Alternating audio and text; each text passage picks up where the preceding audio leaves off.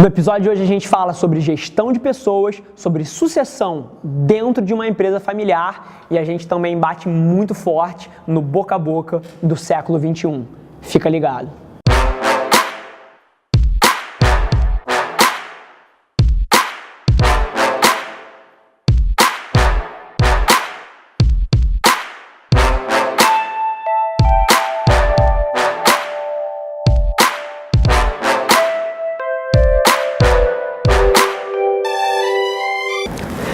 Fala galera, bem-vindos a mais um Mentality Show, o YouTube show de empreendedorismo mais apaixonado da web. Esse é o 11º episódio, é isso? Acertei pela primeira vez, esse é o 11º episódio e como eu estava falando aqui um pouquinho antes, até acho que não está gravado, mas a galera do Facebook e do Instagram vai ter ouvido. Fazia muito tempo que eu não me sentia tão energético assim. Eu estava vindo de um streak aí de trabalho de provavelmente os últimos 10 finais de semana eu trabalhei e esse final de semana eu não fiz nada.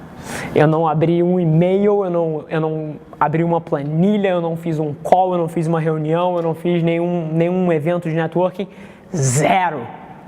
Eu simplesmente relaxei, li dentro das coisas que eu gosto, né?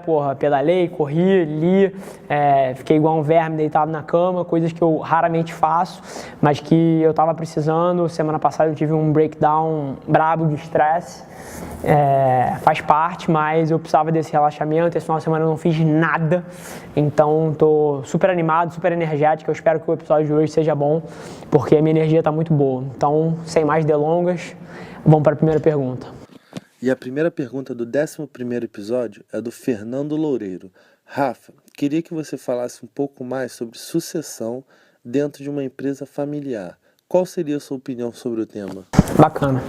Então vamos lá. O assunto de empresa familiar é um assunto que eu sou apaixonado. Inclusive, eu peço para vocês aí que estão assistindo, se alguém tem alguma empresa familiar que tem alguma questão mal resolvida, algum atrito interno, cara, manda a pergunta para o programa aqui, porque eu acho que eu tenho um case de sucesso fantástico de como se deve tocar uma empresa familiar aqui.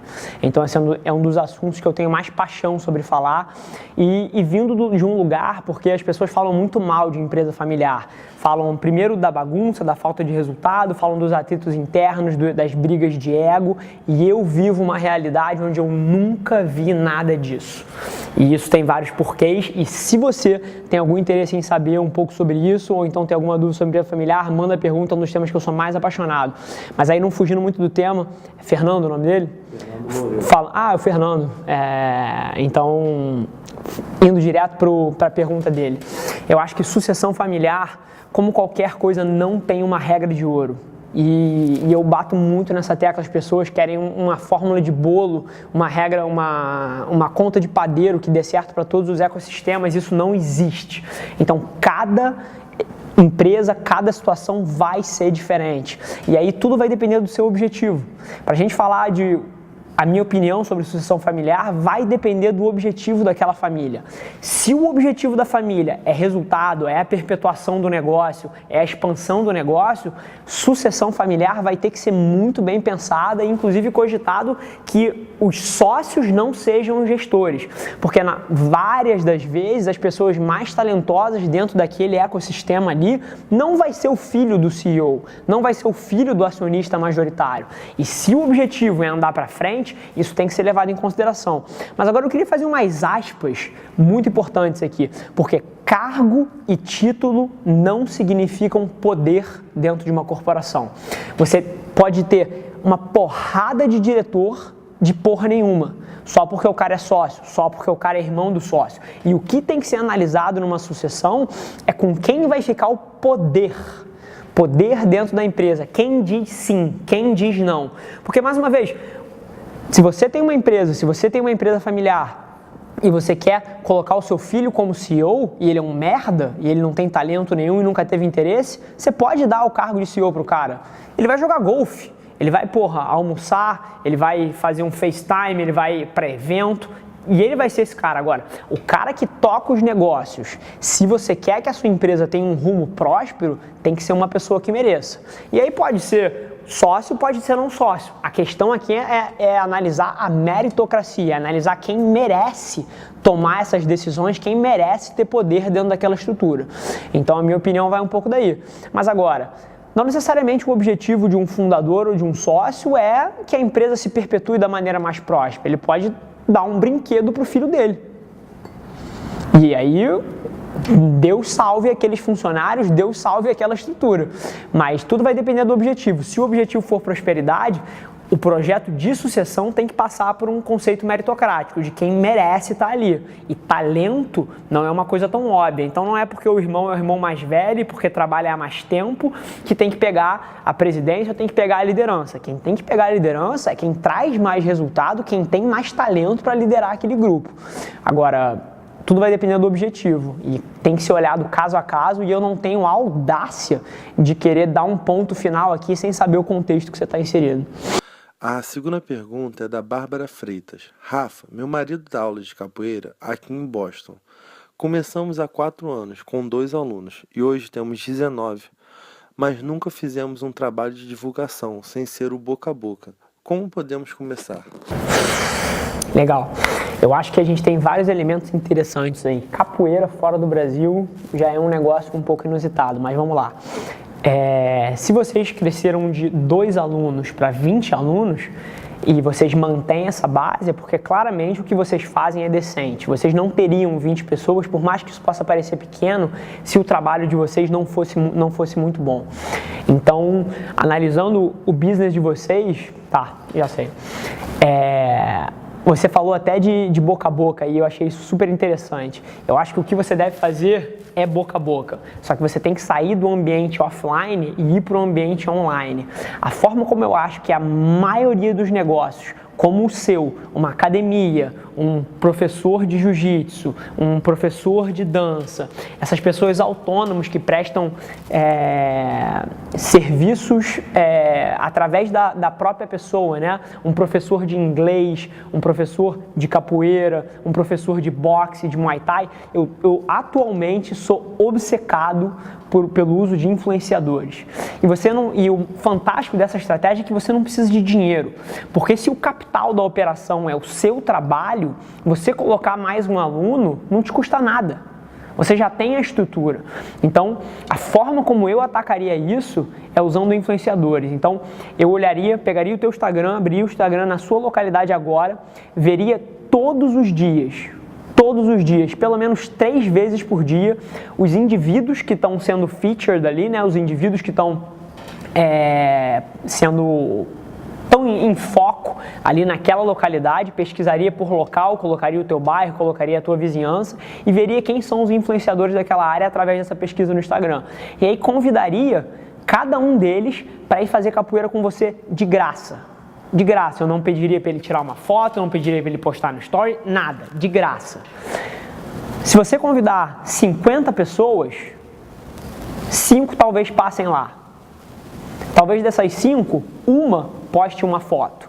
E aí, cara, você já tem uma coisa muito forte, porque a quantidade de influência que esses indivíduos têm é gigante. Então, se você conseguir um influenciador certo para ir na sua aula de capoeira, ele gostar, porque capoeira é uma coisa diferente e essas pessoas adoram setar a moda, e ele postar, cara, você provavelmente vai ter um retorno desproporcional disso. E você pode trabalhar isso de uma maneira muito mais granular também, porque provavelmente e aí eu não sei se a capoeira é para crianças, eu não sei se a capoeira é para adultos, para adolescentes, eu não tenho contexto, mas por exemplo, e aí vou dar um exemplo prático de como você poderia aplicar se a capoeira fosse para crianças.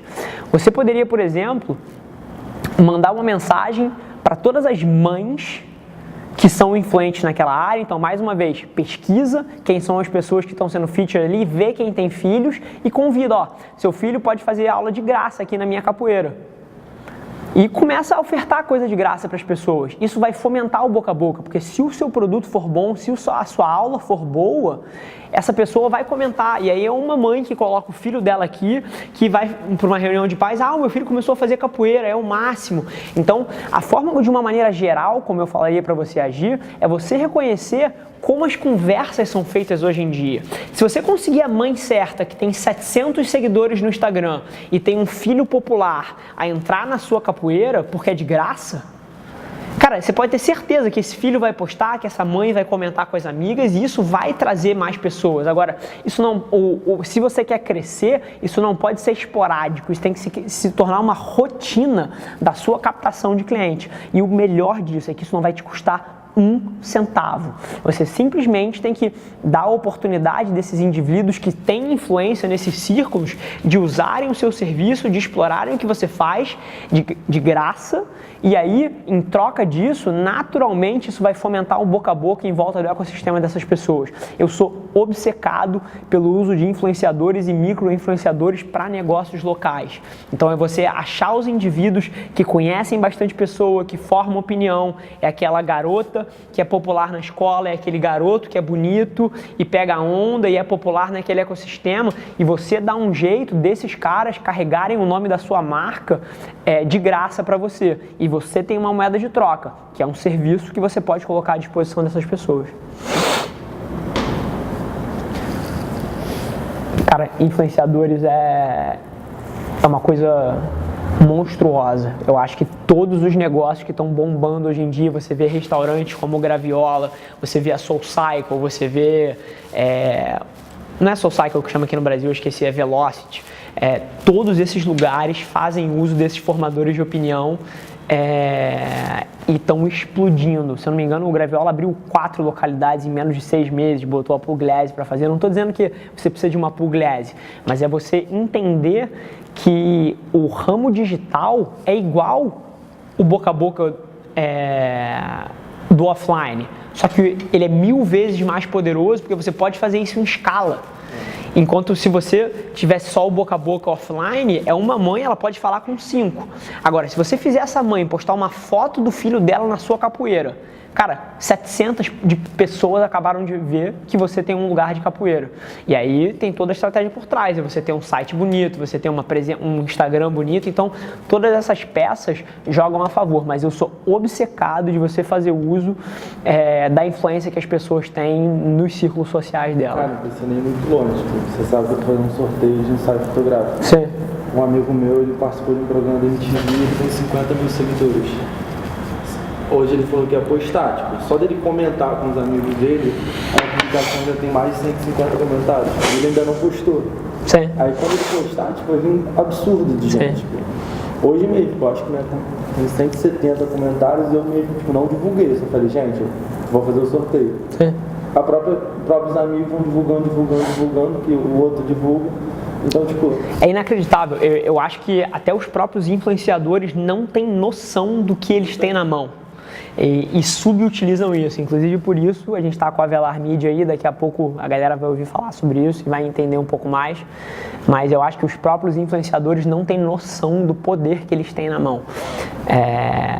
E dá para tanto gerar negócio quanto fazer uso dessas redes de influência de uma maneira que as pessoas não estão aproveitando. E a última pergunta do 11º episódio é do Gerard Derrour. Rafa, comenta um pouco sobre gestão de pessoas.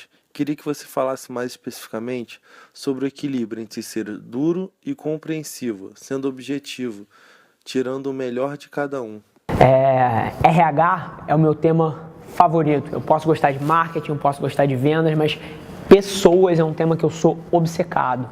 E liderança é uma coisa que eu acho que não é que seja básica, porque é difícil pra caralho de acertar, mas eu acho que as pessoas olham pelo ângulo errado e eu acho que a maioria das pessoas erra a forma de gerir os outros porque elas estão preocupadas com o que elas querem.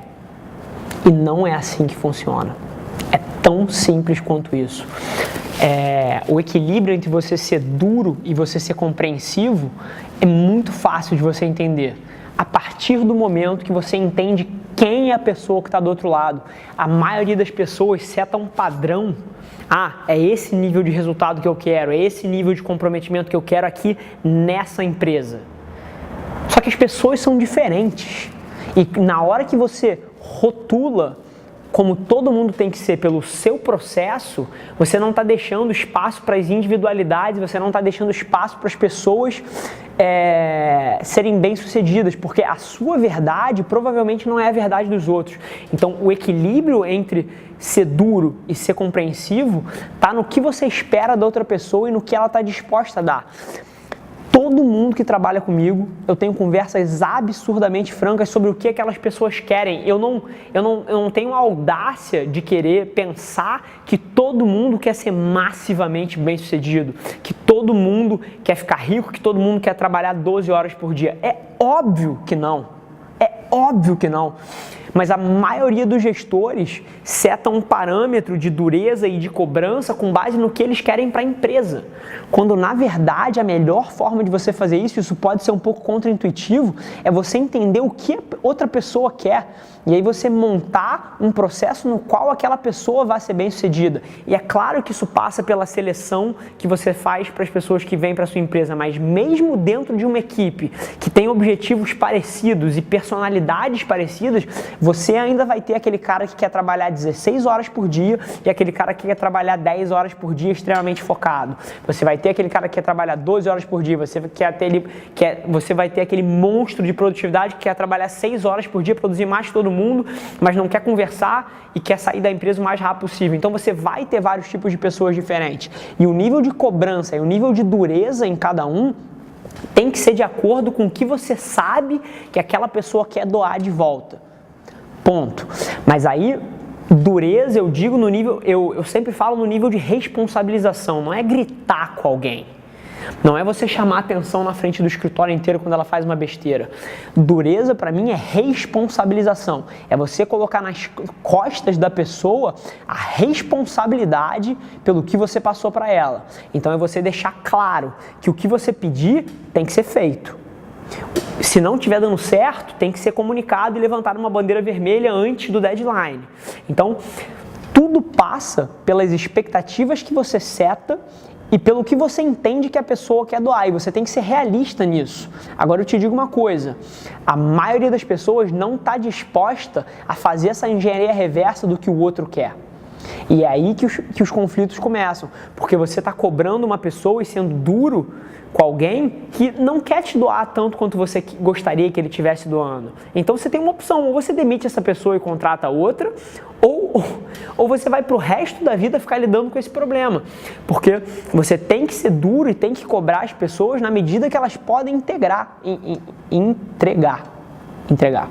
Então, é você ser honesto nesse diálogo com as pessoas e entender o que elas querem. E a partir do momento que você sabe o que elas querem, você sabe o quanto elas querem doar, aí você cobra elas de acordo. Mas é fundamental você entender uma coisa, as pessoas vão te entregar o que você aceitar. Então essa questão de dureza, você tem que definir os padrões que você quer e não aceitar nada diferente daquilo. Da primeira vez pode ser desconfortável, da segunda vez pode ser desconfortável, mas a partir da terceira e da quarta as pessoas já sabem que não vai ser aceito X, Y, Z. E aí o processo começa a fluir. Mas essa pergunta é um pouco mais ampla. Ser duro e ser compreensivo é uma questão de você entender com quem você está trabalhando e você mapear os objetivos dessa pessoa. E aí você cobra de acordo, porque cada pessoa vai ter um nível de talento e um nível de comprometimento diferente. E é a sua tarefa como gestor, é a sua tarefa como líder entender como cada pessoa quer navegar isso e você botar ela numa posição na qual ela possa ser bem-sucedida. Porque o que mais acontece hoje em dia são gestores utópicos, que acham que todo mundo tem as mesmas ambições deles e que todo mundo quer tudo que eles querem. E o mundo e a vida não funciona assim. Bom, galera, esse foi o 11º episódio. Mais uma vez, eu não canso de falar isso. A interação de vocês é fundamental para o projeto. Não tem como a gente sobreviver sem o feedback de vocês, sem a ajuda de vocês. E tem sido fantástica essa jornada. Então, a galera vindo no DM, a galera perguntando no Facebook, no Twitter, até interagindo nas próprias postagens do Instagram, tem sido fantástico. Eu não conseguia antecipar a quantidade de realização que isso ia trazer para mim. É um prazer estar em contato com a galera, é um prazer estar tocando nesses temas que a maioria das pessoas não pode tocar porque elas têm um interesse em você, elas querem te converter. Na hora que elas estão falando sobre empreendedorismo, mas elas querem te converter no curso XYZ delas. Na hora que elas estão falando de marketing digital, ela no final das contas quer que você dê download de um e-book. Então, a oportunidade que a gente tem aqui de ter uma conversa muito mais franca é uma coisa que eu vou explorar muito, mas que eu conto com a presença de vocês e com a ajuda de vocês para que a gente possa construir esse conteúdo cada vez melhor. Se você acha que esse vídeo te trouxe algum valor ou se você conhece alguém que possa se beneficiar desse conteúdo, cara, compartilhe com seu amigo, compartilhe no Facebook, Twitter, Instagram, em todas as mídias sociais e ajuda a gente a construir essa comunidade.